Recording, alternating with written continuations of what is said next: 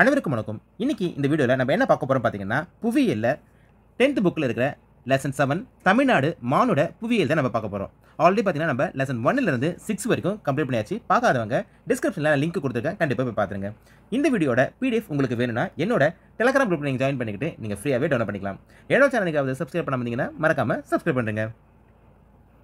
First question, agriculture என்ற சொல் dash மொழி வார்த்தையிலிருந்து பெறப்பட்டது. Answer Latin. ஸோ அக்ரிகல்ச்சர் பார்த்தீங்கன்னா ரெண்டாக பிரிக்கிறோம், அக்ரி மற்றும் கல்ச்சர். ஸோ அப்படின்னா என்ன அர்த்தம்னா நிலம், அடுத்து வளர்த்தல். ரெண்டாவது கொஸ்டின், மானுட புவியியல் என்பது மனித சமுதாய வளர்ச்சி பெற்ற வழிமுறைகள் மற்றும் இயற்கை சூழலுடனான செயல்பாடுகள் குறித்து கற்றறிதல் ஆகும். ஸோ ஃபர்ஸ்ட் பாயிண்ட் சரியானது. ரெண்டாவது, இந்திய சுதந்திர வளத்திலிருந்து 65% மேற்பட்ட மக்கள் வாழ்வாதாரத்திற்கு வேளாண் துறையை சார்ந்துள்ளனர். ஸோ ரெண்டுமே சரியானது. Option C. தமிழக பொருளாதாரத்தின் வேளாண்மையின் பங்கு டேஷ் சதவீதம் ஆகும். ஆன்சர் 21%. டேஷ் வேளாண் உற்பத்திக்கு ஏற்ற வளமான வண்டல் மண்ணை கொண்டுள்ளது. ஆன்சர் சமவெளிகள். டேஷ் தமிழ்நாட்டிற்கான முக்கிய நீர் ஆதாரமாக உள்ளது. ஆன்சர் வடகிழக்கு பருவக்காற்று. தமிழ்நாட்டு நெல் ஆராய்ச்சி நிறுவனம் பார்த்தீங்கன்னா TRRI தஞ்சாவூர் மாவட்டத்தில் ஆடுதுறையில் தொடங்கப்பட்ட ஆண்டு. Answer 1985 April. ஸோ இந்த TRRI இது எதுக்கு கீழே செயல்படுதுன்னு பார்த்தீங்கன்னா TANU தமிழ்நாடு வேளாண் பல்கலைக்கழகம். ஏப்ரல் மே மாதங்களை விதைக்கும் காலமாக கொண்ட சித்திரை பட்டத்தின் அறுவடை காலம். Answer August September. ஸோ இதில் பார்த்தீங்கன்னா பருத்தி மற்றும் திணை. இந்த சித்திரை பட்டத்தில் இது ரொம்ப முக்கியமான பயிராகும். ஸோ இதுக்கு என்ன சொல்லுவாங்கன்னா சொர்ணவாரி, ரொம்ப முக்கியமானது. ஜனவரி பிப்ரவரி மாதத்தை அறுவடை காலமாக கொண்ட ஆடிப்பட்டத்தின் விதைக்கும் காலம். Answer ஜூலைலேருந்து August. ஸோ இந்த மாதத்தில் பார்த்தீங்கன்னா நெல், அடுத்து கரும்பு. ஸோ இந்த மாதத்தில் இதான் என்ன பண்ணுவாங்க, பயிராகும். நவரை பருவத்தில் பயிரிடும் முக்கிய பயிர்களின் தவறானது எது? ஸோ ஆல்ரெடி நம்ம பார்த்தாச்சு, நெல் ஆடிப்பட்டத்தில் தான் பண்ணுவாங்க. ஸோ அப்போ தவறானது இதுதான். ஸோ இது எந்த மாதம்னு பார்த்தீங்கன்னா இது 2 விதமாக பிரிக்கிறாங்க. ஸோ அப்போ ஃபஸ்ட்டு விதைக்கும் காலம், அடுத்து அறுவடை. அப்போ விதைக்கும் காலம் எப்போன்னு பார்த்தீங்கன்னா நவம்பர்லேருந்து டிசம்பர், அறுவடை எப்போன்னு பார்த்தீங்கன்னா ஃபெப்ரவரிலேருந்து மார்ச். கூற்று, தமிழ்நாட்டின் முக்கியமான உணவு பயிர் நெல் ஆகும். ஸோ இது ஃபர்ஸ்ட் பாயிண்ட் கரெக்டு. ரெண்டாவது, பொன்னி மற்றும் கிச்சடி சம்பா தமிழகத்தில் பயிரிடப்படும் முக்கிய நெல் வகைகளாகும். ஸோ ரெண்டுமே சரியானது. தமிழ்நாட்டின் மக்கள் தொகையில் டேஷ் பகுதியினர் முக்கியமான உணவு திணை வகையாக உள்ளது. ஸோ பார்த்தீங்கன்னா 1/3 பங்கு. இந்தியா டேஷ் ஆண்டை திணை பயிர்களின் தேசிய ஆண்டாக அனுசரித்தது.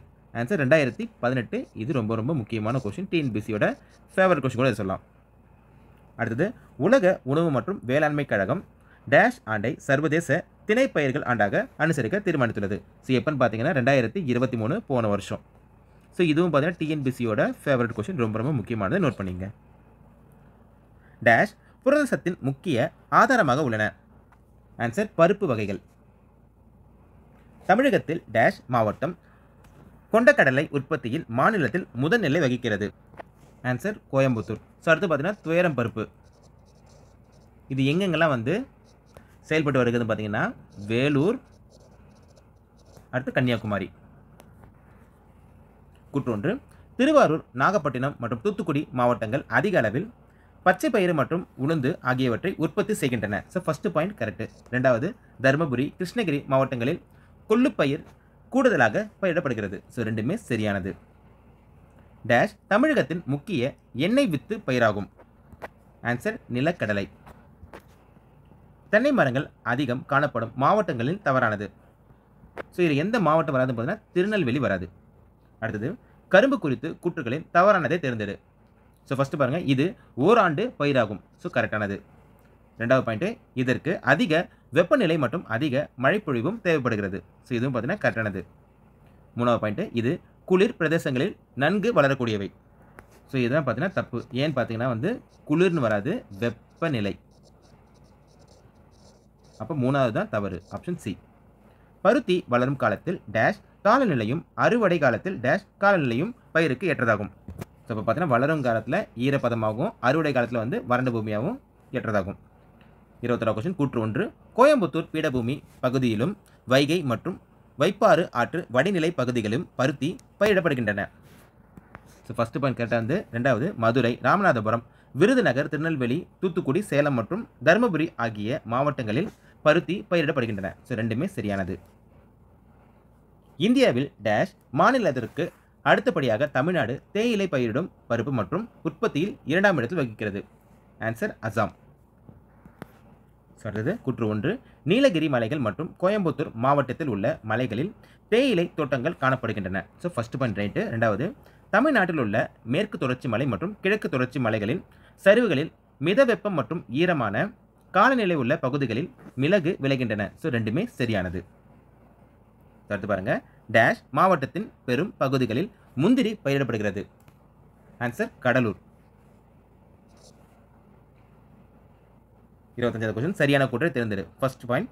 தமிழ்நாடு பால் வளர்ச்சிக் கழகம் என்று நிறுவப்பட்ட அமைப்பானது தமிழ்நாடு பால் உற்பத்தியாளர்கள் கூட்டுறவு சங்கம் என்று புதிய அமைப்பாக பதிவு மாற்றம் செய்யப்பட்டுள்ளது. ஸோ ஃபர்ஸ்ட் பாயிண்ட் சரியானது. So second point. இது பிரபலமாக ஆவின் என்று அழைக்கப்படுகிறது. ஸோ இரண்டுமே சரியானது. பெருங்கடல் அல்லது கடற்கரையில் இருந்து சில கிலோமீட்டர் தூரம் வரை மீன்பிடித்தல் டேஷ் என அழைக்கப்படுகிறது. ஆன்சர் கடலோர மீன்பிடிப்பு. தமிழகத்தின் உள்நாட்டு மீன் உற்பத்தியில் வேலூர் மாவட்டம் டேஷ் சதவீத உற்பத்தியுடன் முன்னிலையில் உள்ளது. ஆன்சர் 10%. தமிழகத்தின் ஆண்டு சராசரி மழையளவு ஏறத்தாழ டேஷ் மில்லிமீட்டர் ஆகும். Answer 930 millimetre. சாத்தனூர் அணை செங்கம் தாலுகாவில் டேஷ் ஆற்றின் குறுக்கே கட்டப்பட்டுள்ளது. ஆன்சர் தென்பெண்ணை ஆறு. முல்லை பெரியாறு அணை டேஷ் ஆண்டு ஆங்கிலேயர்கள் நிர்வாகத்தால் கட்டப்பட்டது. ஆன்சர் 1895. 111 அடி உயரம் கொண்ட வைகை அணையில் டேஷ் அடி உயரம் மட்டுமே நீரை சேமிக்க முடியும். ஆன்சர் 71 அடி. வைகை அணை திறக்கப்பட்ட நாள். ஆன்சர் ஜனவரி 21, 1959. சில முக்கியமான பாயிண்ட் என்னன்னு பார்த்தீங்கன்னா, வைகை அணையில் அமைந்துள்ள தோட்டத்தோட பேர் என்னன்னு பார்த்தீங்கன்னா சிறிய பிருந்தாவனம். ஸோ ரொம்ப ரொம்ப முக்கியமானது. இது எங்கே இருக்குன்னு பார்த்தீங்கன்னா தேனி. கூற்று 1. தூத்துக்குடி நகரிலிருந்து ஏறத்தாழ 47 கிலோமீட்டர் தொலைவில் மணிமுத்தாறு அணை கட்டப்பட்டுள்ளது. ஸோ இது தவறானது. ஏன்னு பார்த்தீங்கன்னா தூத்துக்குடி கிடையாது, திருநெல்வேலி. அடுத்து, மணிமுத்தாறு அணையிலிருந்து ஏறத்தாழ 5 கிலோமீட்டர் தூரத்தில் அழகிய வண்ணமயமான பூங்கா அமைக்கப்பட்டுள்ளது. ஸோ இது சரியானது. ஸோ ஃபர்ஸ்ட் ஒன் பார்த்தீங்கன்னா தவறு, ரெண்டாவது சரியானது. பாபநாசம் அணையின் ஏறத்தாழ டேஷ் மெகாவாட் நீர்மின் சக்தி உற்பத்தி செய்யப்படுகிறது. ஸோ எத்தனை பார்த்தீங்கன்னா 28 மெகாவாட். தமிழகத்தில் உள்ள நீர்வளத்தில் டேஷ் சதவீதம் வேளாண்மைக்காக நுகரப்படுகிறது. ஆன்சர் 75%. தவறான கூற்றை தேர்ந்தெடு. ஸோ ஃபர்ஸ்ட் பாயிண்ட் பாருங்க. நெய்வேலி மிகப்பெரிய பழுப்பு நிலக்கரி வளங்களை கொண்டுள்ளது. So first point correct. ரெண்டாவது பார்த்தீங்கன்னா தூத்துக்குடி பகுதியில் நிலக்கரி படிமங்கள் காணப்படுகிறது. ஸோ இது தவறானது. ஏன் பார்த்தீங்கன்னா தூத்துக்குடியில் இது கிடையாது. எங்கன்னு பார்த்தா ராமநாதபுரம். ஸோ நோட் பண்ணுங்க, ராமநாதபுரம். மூணாவது பாயிண்ட். காவேரி வடிநில பகுதியில் எண்ணெய் மற்றும் இயற்கை வாயு படிவுகள் காணப்படுகின்றன. ஸோ இதுவும் சரியானது. அப்போ தப்புன்னு பார்த்தீங்கன்னா 2 மட்டும் தவறானது. கூற்று 1. திருச்சிராப்பள்ளி, திருநெல்வேலி, தூத்துக்குடி, விருதுநகர் மாவட்டங்களில் ஜிப்சம் கிடைக்கிறது. So first point correct. ரெண்டாவது என்னன்னு பார்த்தீங்கன்னா கோயம்புத்தூர், கடலூர், திண்டுக்கல், காஞ்சிபுரம், கரூர், மதுரை, நாகப்பட்டினம், நாமக்கல், பெரம்பலூர், ராமநாதபுரம், சேலம் மற்றும் திருவள்ளூர் மாவட்டங்களில் சுண்ணாம்பு கிடைக்கிறது. ஸோ ரெண்டுமே சரியானது. டேஷ் கடற்கரை மணல் பரப்பல்களில் இல்மனட் மற்றும் ருட்டைல் காணப்படுகின்றன. ஸோ எங்கன்னு பார்த்தீங்கன்னா கன்னியாகுமரியில். தமிழ்நாட்டில் உள்ள திண்டுக்கல் கைத்தறி, விசைத்தறி மற்றும் ஆயுத ஆடைகளின் விற்பனைக்கு புகழ்பெற்றது. ஸோ பார்த்தீங்கன்னா தவறானது. ஏன்னா கைத்தறி, விசைத்தறி மற்றும் ஆயுத ஆடைகளோட விற்பனை எங்கே புகழ்பெற்றது பார்த்தீங்கன்னா திண்டுக்கல்ல கிடையாது, ஈரோடு. கோயம்புத்தூர் தமிழ்நாட்டில் மான்செஸ்டர் என்று அழைக்கப்படுகிறது. ஸோ செகண்ட் ஒன்று கரெக்ட், முக்கியமான பாயிண்ட். ஸோ கூற்று 1 தவறு, சரி. ரெண்டாவது டேஷ் தமிழ்நாட்டின் நெசவு தலைநகரம் என அழைக்கப்படுகிறது. ஆன்சர் கரூர். கரூர் மாவட்டம் காகிதபுரத்தில் அமைந்துள்ள தமிழ்நாட்டு செய்தித்தாள் மற்றும் காகித நிறுவனம் ஆரம்பிக்கப்பட்ட ஆண்டு. ஆன்சர் 1979. கீழ்கண்டவற்றுள் காகித ஆலை காணப்படாத இடம். ஆன்சர் மயிலாடுதுறையில் தான் இல்லை. கூற்று 1 பாருங்க. தமிழகத்தில் அரியலூர் மற்றும் ஆலங்குளம் ஆகிய இடங்களில் சிமெண்ட் உற்பத்தி ஆலைகள் இயங்குகின்றன. So first point correct. So அரியலூர்லையும் ஆலங்குளமும். அடுத்து பார்த்தீங்கன்னா ஆலங்குளத்தில் உள்ள கல்நார் சிமெண்ட் அட்டை அலகும் விருதாச்சலத்தில் உள்ள கற்கலன் குழாய் அலகு ஆகியன தமிழகத்தில் மற்ற சிமெண்ட் உற்பத்தி ஆலைகள் ஆகும். ஸோ ரெண்டுமே சரியானது. ஸோ அடுத்து சிறப்பு பொருளாதார மண்டலம் என்பது மற்ற பகுதிகளிலிருந்து வேறுபட்ட வணிக சட்ட திட்டங்களை உள்ளடக்கிய ஒரு பகுதியாகும். இது கரெக்டு. ரெண்டாவது, வணிக சமநிலையை அதிகரித்தல், வேலை முதலீட்டு அதிகரித்தல், புதிய வேலைவாய்ப்பு உருவாக்குதல் மற்றும் சிறந்த நிறுவனம் ஆகியன செஸ்ஸின் முக்கிய நோக்கங்களாகும். ஸோ ரெண்டுமே சரியானது. தமிழகத்தில் சுற்றுலாத்துறை தொழிலின் ஆண்டு வளர்ச்சிக்கு விகிதம். ஆன்சர் 16%. மக்கள் தொகை பண்புகள் பற்றிய புள்ளி விவர ஆய்வுகள் டேஷ் என அழைக்கப்படுகிறது. ஆன்சர் மக்கள் தொகையியல். 2001 2011 வரையிலான 10 ஆண்டு காலத்தில் மக்கள் தொகை வளர்ச்சி பார்த்தீங்கன்னா 15.6%. 2011 ஆண்டு மக்கள் தொகை கணக்கெடுப்பு பின் தமிழ்நாட்டில் அதிக அளவு நகரப்புற மக்கள் தொகை கொண்ட இடம் எது பார்த்தீங்கன்னா சென்னை. 2011 ஆண்டு மக்கள் தொகை கணக்கெடுப்பின் மிக குறைந்த மக்கள் தொகை கொண்ட மாவட்டம். ஆன்சர் நீலகிரி. ரொம்ப ரொம்ப முக்கியமான பாயிண்ட். 2011 ஆண்டு மக்கள் தொகை கணக்கெடுப்பின் தமிழ்நாட்டு மக்கள் அடர்த்தி சதுர கிலோமீட்டருக்கு எவ்வளோ பார்த்தீங்கன்னா 555 ஆகும். இந்தியாவின் மக்கள் அடர்த்தியின் தமிழ்நாடு எத்தனை இடத்துல பார்த்தீங்கன்னா 12வது இடத்தில் உள்ளது. 2011 ஆண்டு மக்கள் தொகை கணக்கெடுப்பின் தமிழகத்தில் டேஷ் மாவட்டத்தில் குறைந்த அளவு மக்கள் அடர்த்தி பதிவாகியுள்ளது. ஸோ எங்கன்னு பார்த்தீங்கன்னா நீலகிரியில். மொத்தம் எத்தனை 288 சதுர கிலோமீட்டர். ஸோ அடுத்து தமிழகத்தின் பாலின விகிதம் 2001 ஆண்டு 987. அடுத்து 2011 எவ்வளோ இருந்துச்சுன்னா 996. ஸோ எல்லாமே பார்த்தீங்கன்னா 1000க்கு தான். இந்தியாவில் பாலின விகிதம் 2001 ஆண்டு ஸோ எவ்வளோ இருந்துச்சுன்னு பார்த்தீங்கன்னா 933. 2011 எவ்வளோ பார்த்தீங்கன்னா 940. 2011 ஆண்டு மக்கள் தொகை கணக்கெடுப்பின் தமிழ்நாட்டில் டேஷ் மாவட்டத்தில் பாலின விகிதத்தில் சரியாக 1000 உள்ளது. ஸோ எங்கன்னு பார்த்தீங்கன்னா ஆன்சர் சிவகங்கை. 2011 மக்கள் தொகை கணக்கெடுப்பின் தமிழகத்தின் கல்வி அறிவு விகிதம் டேஷ் சதவீதமாக இருந்துச்சு. இது ரொம்ப ரொம்ப முக்கியமான பாயிண்ட்டு. 80.09.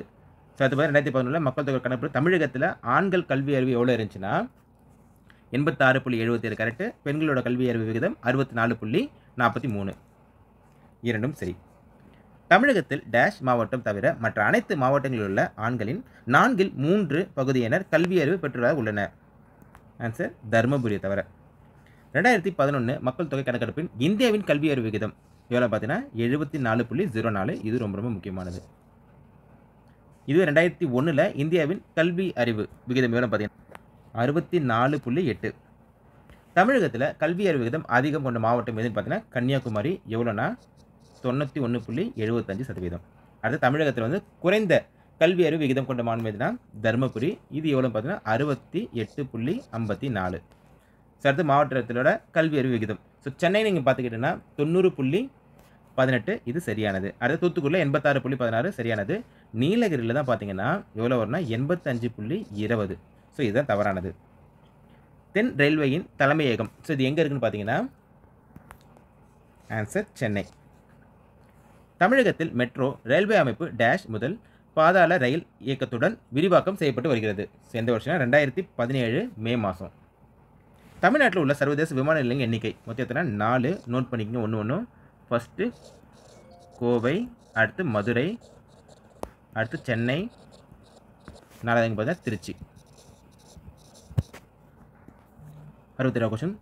சென்னை சர்வதேச விமான நிலையமானது மும்பை மற்றும் புதுடெல்லிக்கு அடுத்ததாக இந்தியாவின் 3வது பெரிய விமான நிலையமாக உள்ளது. ஸோ ஃபஸ்ட்டு பாயிண்ட் கரெக்டானது. அடுத்தது தொழில்துறை வளர்ச்சியானது ஆண்டிற்கு 18% அதிகமான விமான போக்குவரத்து வளர்ச்சி ஏற்படுத்தியுள்ளது. ஸோ ரெண்டுமே சரியானது. தமிழ்நாட்டின் மிக நீளமான தேசிய நெடுஞ்சாலை எண் ஆன்சர் 44. தமிழ்நாட்டில் மிக குறைவான நீளம் கொண்ட தேசிய நெடுஞ்சாலை எண். ஸோ இது என்ன பார்த்தீங்கன்னா 785. இது மொத்தமாக பார்த்தீங்கன்னா 38 கிலோமீட்டர் தான். தமிழகத்தில் அதிக நிலக்கரி மற்றும் தாதுகளை கையாளும் துறைமுகம். ஆன்சர் எண்ணூர். தகவல் தொடர்பு என்பது டேஷ் மொழி வார்த்தையான கம்யூனிகேர் என்பதிலிருந்து பெறப்பட்டது. ஸோ இது எந்த மொழி பார்த்தீங்கன்னா லத்தீன். தவறான இணையை தேர்ந்து தமிழ்நாட்டில் அஞ்சலக மாவட்டங்கள் தலைமையகம். ஸோ ஃபஸ்ட்டு பாயிண்ட் பாருங்கள். ஸோ சென்னை வந்து சென்னை தான். அடுத்து மேற்கு மண்டலம். ஸோ இதை பொறுத்த வரைக்கும் எங்கே இருக்குன்னா கோயம்புத்தூர், இது தலைமையகம். மத்திய மண்டலம் பார்த்தீங்கன்னா கரூரில், திருச்சி. அடுத்து தெற்கு மண்டலம் பார்த்தீங்கன்னா மதுரை. தகவல் தொடர்புகளை டேஷ் பிரிவுகளாக பிரிக்கப்படுது. ஸோ மொத்தத்தில் பார்த்தீங்கன்னா 2 விதமாக பிரிக்கிறாங்க.